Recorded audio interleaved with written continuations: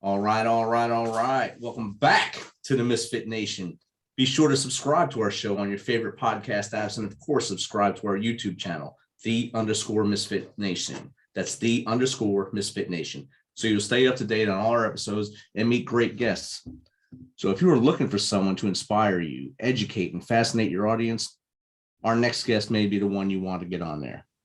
So without further ado, let's welcome Monique Rhodes to the Misfit Nation. Welcome, Monique.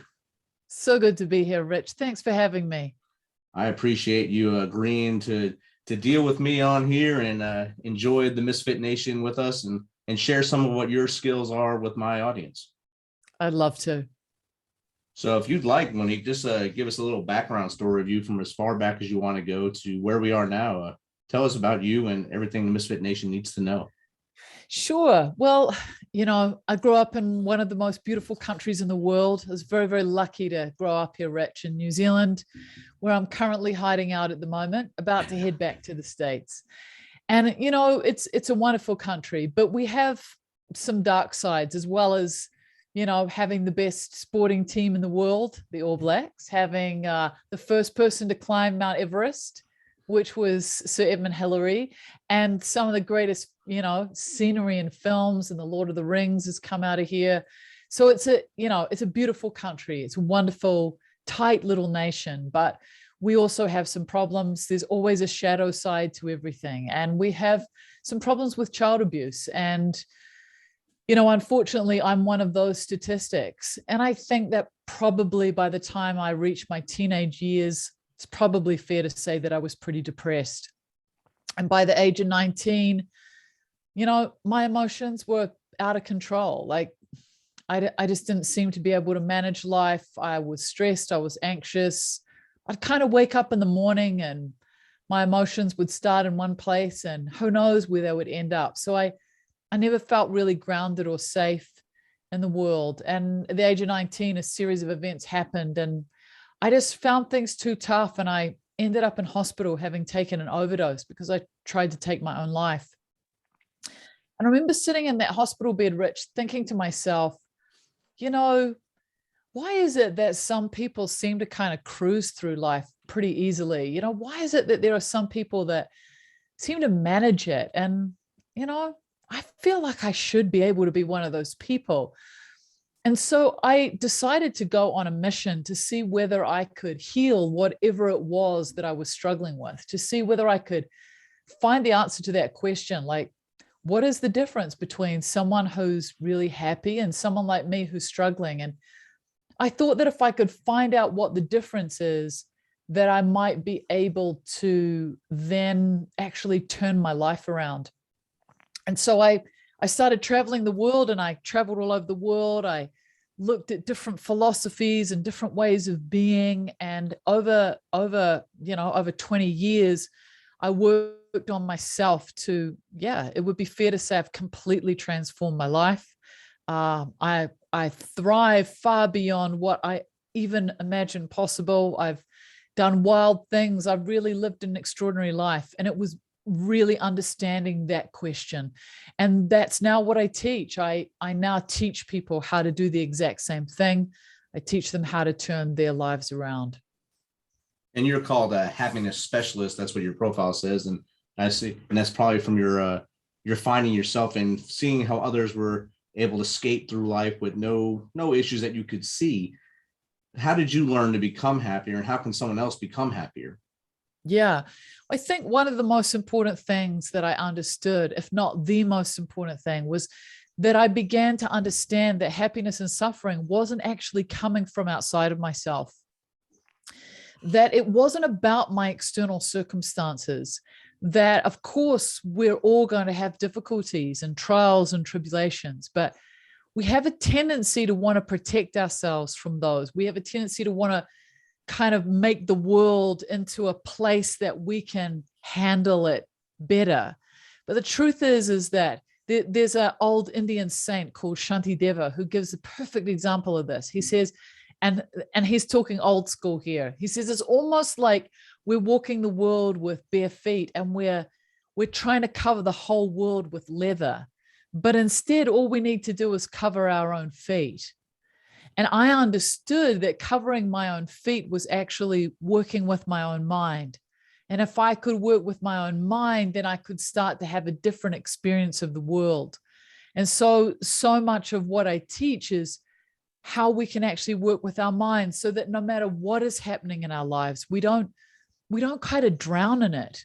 We don't run away in it. We can handle it. We can manage it. And instead of drowning, we start to actually surf the waves of things that happen in our life. And I learned that was completely possible to do. And that totally changed things for me. That's awesome. I like that analogy of instead of putting leather on the earth, put leather on your feet and take care of you first. That's an awesome way to think of it. I never heard that before. So I learn stuff new all the time on this show. It's great. Then it's almost like you're going into a meditative state when you're trying to find a center or find your peace within you. So why is meditation something that I should learn or everyone should learn? Listen, I think that meditation is a superpower, Rich. It's such an amazing skill to learn. I think that there's a little bit of misunderstanding about what meditation is. Sometimes we're presented things that I would call a little bit more creative visualization as meditation, or we're told, you've got to get rid of all the thoughts in your mind. That can be very, very intimidating for someone who's never meditated before. But it's actually not that. What you do is, it's a little bit like going to a gym of your mind. So you sit there, you watch your mind, your thoughts disappear. They'll disappear off in a couple of seconds. And then you bring yourself back into the present moment. And a couple of seconds later, your mind is going to disappear off and you bring it back. And the art of meditation, or the practice of meditation, is actually just bringing your mind back to the present moment. Because if you can learn to bring your mind back to the present moment repeatedly in a meditation practice, even if you only manage to do it twice in 10 minutes, what happens over time is that your mind becomes more focused and more anchored in the present moment. Because there's kind of three places we can live in. We can live in the past, we can live in the present, or we can live in the future. But if you think about it, Rich, the past actually doesn't exist anymore. Like, it's really just a dream state. You have memories of the past from yesterday that someone who was there would have a completely different take on what had happened. So it's very subjective as to what has happened in the past. But not only that, the past is over and the present hasn't come yet either. Sorry, the future hasn't come yet either. So the future is just a figment of our imagination. And if I were to say to you, hey, Rich, what's next Thursday going to look like for you? You could only have an imagining, and probably you would be 99% inaccurate in how next Thursday is going to be. So it's just a figment of your imagination. So the only thing that's real is right now. But what causes us stress and anxiety is when our mind is constantly dancing off into thoughts of the past or thoughts of the future. So with meditation, what we learn is to actually bring our mind back into the present moment more and more. And as we learn to extend that time that we can stay in the present moment, this then starts to transcend into our daily life. So instead, when we're having a conversation, instead of our mind dancing off into 100 places that cause us stress and anxiety, we're just here. When we're writing an email, we're just here. When we're spending time with our kid, we're just here. And this enables us to experience less stress and anxiety immediately. Does that make sense? Yes, it does. It makes a lot of sense. And I like that the past is gone. We can't do nothing about it. The present, the only thing you can control is right now. The future, like you said, we can guess what'll happen, but it's not always going to be that way. And I think that leads to a lot of people's stress and anxiety when they try to control everything that's happening 2 steps ahead of them instead of controlling just what's right on their plate in front of them. Meditation is a definite great way to reduce stress and anxiety. Are there any other ways that someone can reduce stress and anxiety? Listen, there's some really practical ways, like don't read too much online, like start to observe how you feel. If I've been watching and reading a whole bunch of stuff online, do I feel good about things or do I feel stressed and anxious? You've got to remember that the news media and social media is a business. It's designed to keep you engaged as much as possible. And that the easiest way to keep someone engaged is to keep them engaged by creating stress and anxiety and polarization in them. So that's how we end up going down these rabbit holes. So one of the most important things is to look at what activities do I do that decrease my stress or increase it, and not to be fooled that just because everyone else is doing it, that it's okay to do it. It's not. And it's not that technology is a bad thing, but I think we just have to have a much more mature relationship with it. So become aware of, what is it that creates stress and anxiety? Is it the things that I'm consuming visually? Is it the things that I'm eating? Am I sleeping enough? Am I exercising enough? There are basic things that can really support us to reduce our stress and anxiety. But it's a little bit like this. You live in Tennessee, Rich, so I'm going to give you a horse analogy. It's like this, we wake up in the morning, right? Imagine that we wake up in the morning, and the moment that we open our eyes, we're thrown onto this pony, but it's a friggin' wild pony. It's got no bridle, it's got no saddle, and this pony is just fully crazy, and it runs off in all sorts of different directions, and we never know when it's going to stop. We never know when it's going to calm down. Every so often it'll stop, and it'll get a little bit of food. Something will scare it, off it'll go again. That's what most of our minds are like. We're led in all sorts of different directions by the things that we're consuming on social media, on the news. Someone will say something, we're skitterish, we're anxious. But imagine if you can learn to tame and train your mind, and you wake up in the morning and there's a beautiful horse sitting outside, champion horse, and it's got a beautiful saddle and a beautiful bridle, and you get on it and you get to lead it wherever you want to go. That's the most powerful thing that you can learn, is how to actually take control of your mind so that you're in charge of it rather than it being in charge of you. Does that make sense? Yes, it does. It makes a lot of sense. It's just that with me and horses, I usually fall off them somehow. Even if it's the best bridle and best saddle, I usually wind up on the ground.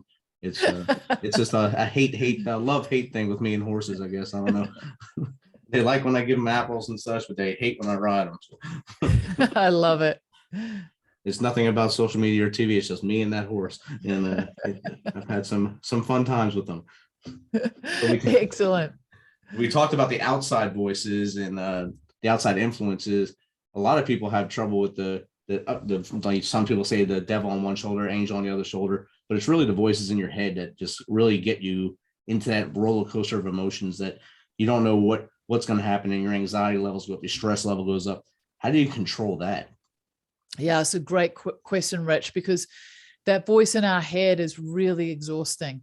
Again, this is where meditation is helpful, and it might be surprising, because what you start to see when you learn meditation is that if I was to say to you right now, just to sit for 10 minutes and see where your thoughts go, they're going to dance all over the place. But after a while, after watching this for a number of weeks, you'll see that your mind goes consistently to the same place.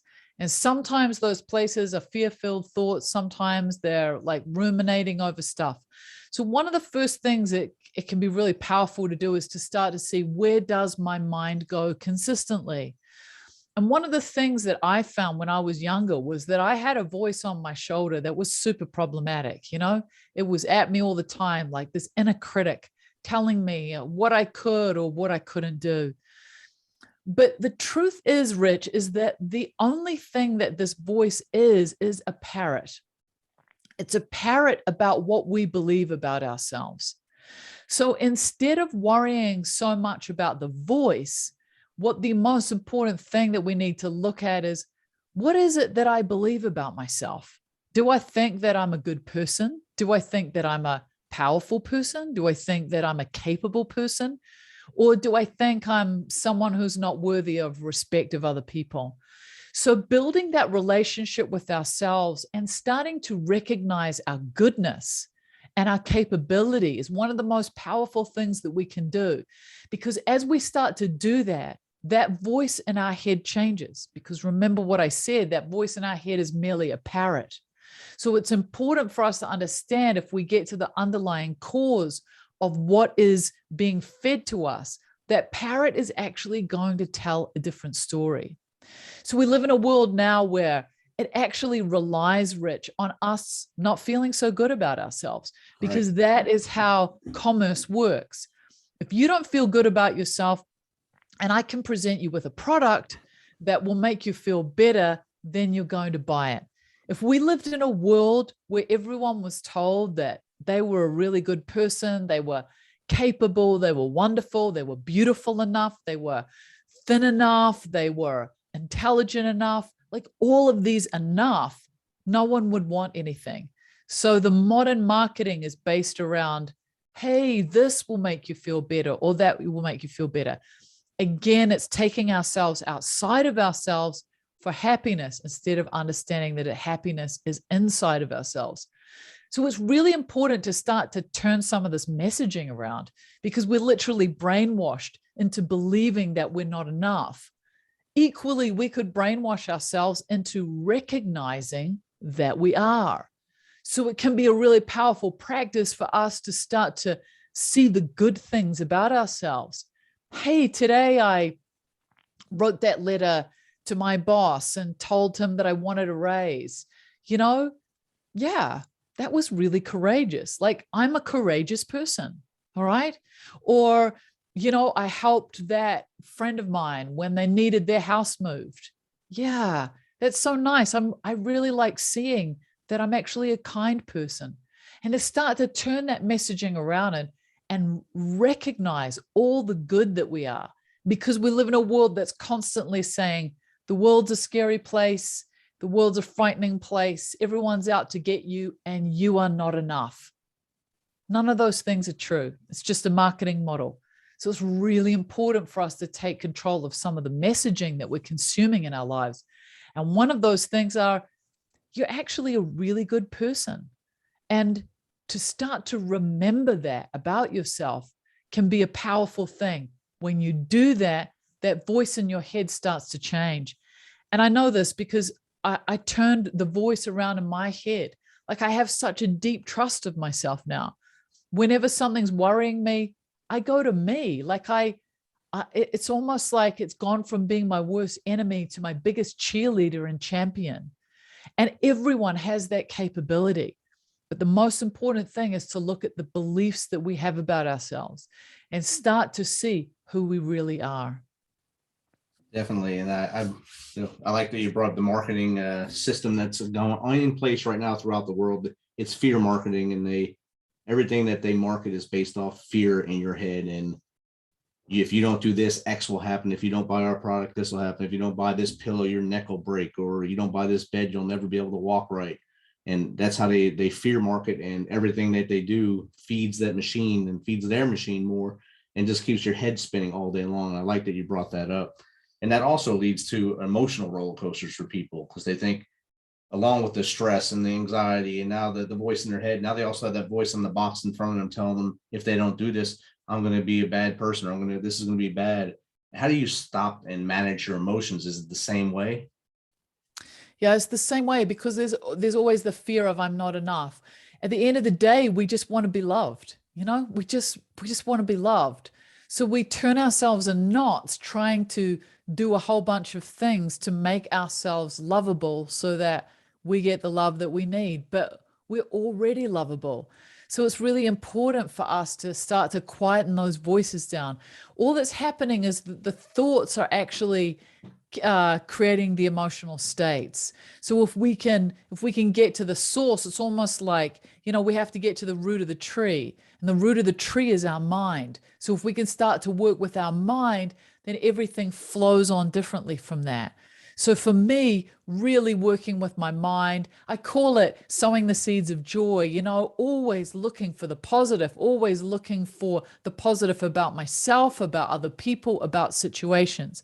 So I start to have a garden that's full of beautiful flowers. Of course, there's weeds in there, but I deal with them after I've actually got all these beautiful flowers in my garden. So I have a strength and stability to deal with some things that might be a little bit more difficult. I've found that through working with my mind in that way, through gratitude practices and really calming, meditating, just a few minutes a day is enough. 10 minutes a day is enough to make the change. Then what we're able to do is to start to calm our emotions down, because we have the garden's full of beautiful flowers. It's much, much more stable.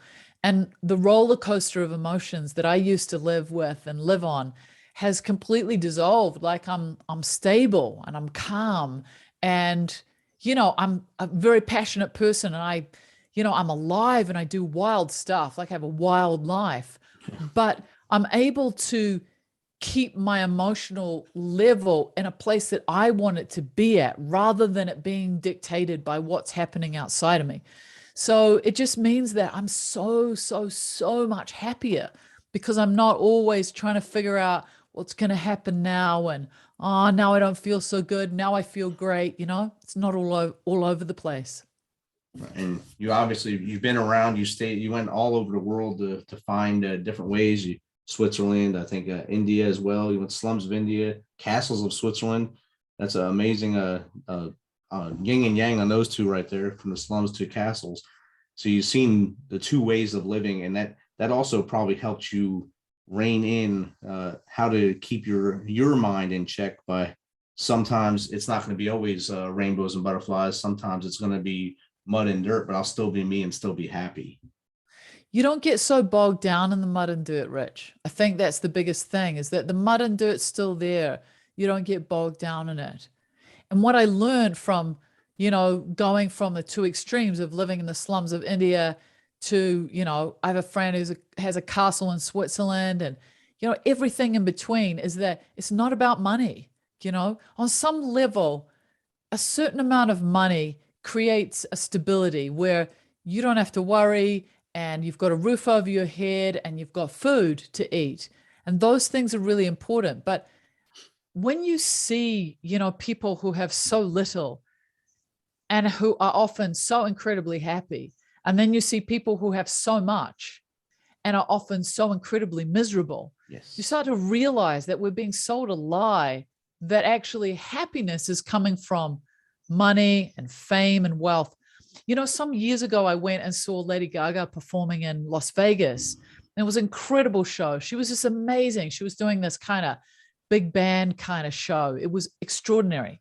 She was getting paid $1 million a show. She's super wealthy. She's super influential. She's famous. She's got power. She's got pretty much everything that we're led to believe you could want. And it was quite astounding to hear her speak on stage about just how unhappy she was, how much she struggled mentally. And so we can look at that and think, wow, wait a second, that doesn't make sense, because these are all of the things that I'm being told are going to make me feel better.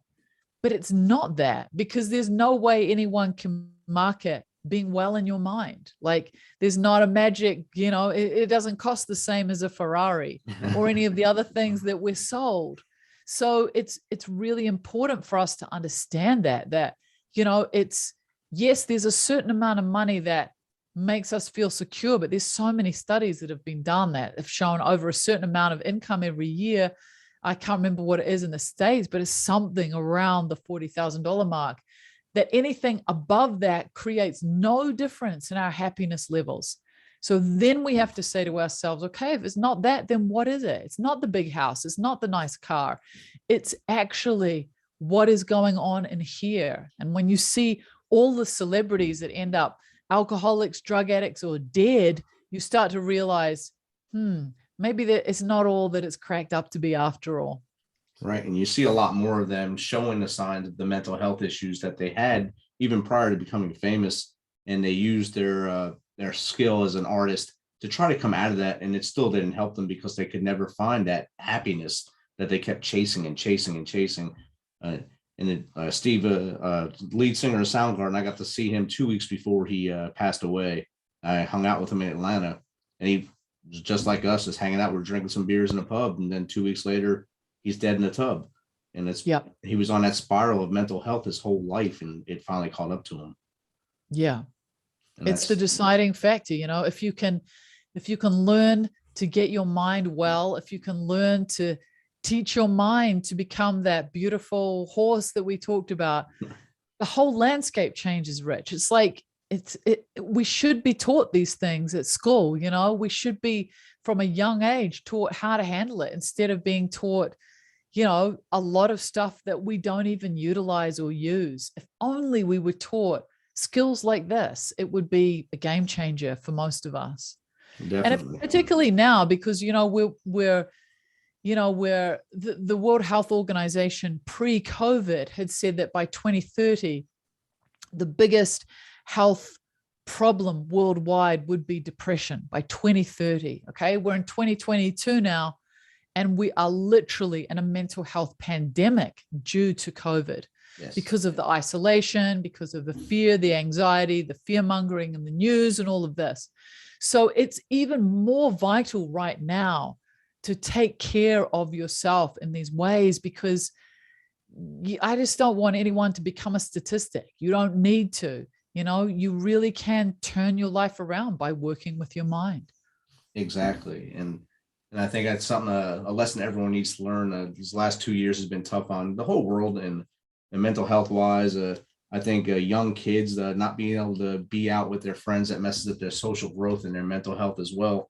And then throwing them right back in with no real preparation, and they are getting in trouble because they lost that mechanism of, I'm supposed to do right in this place, and they don't do it anymore. So it's going to take a little while for that to rebuild. And hey, I have these rules I'm supposed to abide by, but mentally, I don't know what I'm doing because all this has changed. And I was living in front of a computer for 2 years and not really doing my homework, but doing anything else I wanted on TikTok or whatever. And the machine was feeding me and not the school. But I think that's going to be across the board. It's not just kids, and this dilemma of these kids growing up in this way is huge, and we're going to feel the ramifications from this for many generations to come because of what they've been through. But it's not just the kids, it's also that we're living in a time now where people have become more isolated and it's become comfortable.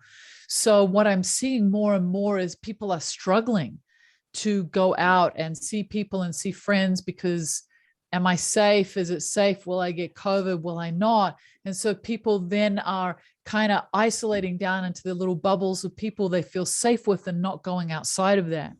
But whenever I have someone that I'm coaching one-on-one that comes to me who's suffering from depression, one of the first things that we look at is their social network. And I can tell you 100% of the times there has been a breakdown in the social network. I was just talking to a client earlier today, she was saying, I'm trying to be healthy with my food and not to drink too much alcohol. But whenever I see my friends, we just it's all based around food and alcohol. And I was like, and you keep doing that, those friendships are actually more important to your health right now than worrying about the food and the alcohol side of it. If you're doing that once a week, don't even worry about it. Those social connections are so vital. And I think that's another important thing for us to understand, is that we need them. Part of the issue that so many people are getting depressed and anxious is because there's no outlet. And what we're ending up doing is spending our time connecting, and I say that in inverted commas, through social media or through the internet. And that's where so much of the anxiety comes for us, because we're inundated with a whole bunch of messaging it's just not good for us. So I think it's really, really important for us to recognize this about ourselves. I really, really encourage everybody to look at those social connections, really look at it. Am I seeing people? Am I staying in touch with people? If you're at risk with COVID or don't feel safe with it, get on Zoom. Make sure that you're having connections and conversations with people. It is vital to your mental wellness. Agree wholeheartedly on that one. And you spoke of your coaching and your courses. How does someone get in contact with you? How do they find you? Sure. So I have a website. It is my name, MoniqueRhodes.com. And, there's a series of things that you can discover there. But the course that I love the most, that I'm so proud of, is called the Happiness Baseline. And it's an 8-week online course that teaches you how to be happier. And I do it, I run this course slightly differently, because what I really care about, Rich, is helping people. So what I do instead of charging people is we have an accountability bond. And I get you to put down an accountability bond. You've got 8 weeks to do the course, takes about 15 to 20 minutes a day to do the work at the maximum. And at the end, I give you 10 weeks to do an 8-week course. And we get you to put this accountability bond down. If the end of the 10 weeks you've completed the course, you send us an email, you say, I want my accountability bond back. No questions asked, we give it back. But what I wanted to do for your audience was to actually give your Misfit Nation a 50% discount on that accountability bond. I want to encourage you to come and do it. So come to MoniqueRhodes.com. You'll see the link for the Happiness Baseline. And if you just put the code in Misfit Nation, there'll be a 50% off that accountability bond that you'll get at the end anyway. You know, most online courses only have a 3% completion rate. I had no interest in creating a life-changing course where there were only 3% of people that got to the end and were able to change their life. So this is why I did it this way. And we have a 92% completion rate on our course. So wow. It's a fantastic course. Better than that, Rich. We test people with the Penn State University happiness test at the beginning and at the end. And we have a 100% success rate in shifting the levels of someone from when they start the course to when they finish. So it's a really powerful course, and it's a very, very highly respected course, actually. So I encourage you to come and do it. Put Misfit Nation in the code box. Come and try that course out, and I promise you, you will see a shift in yourself.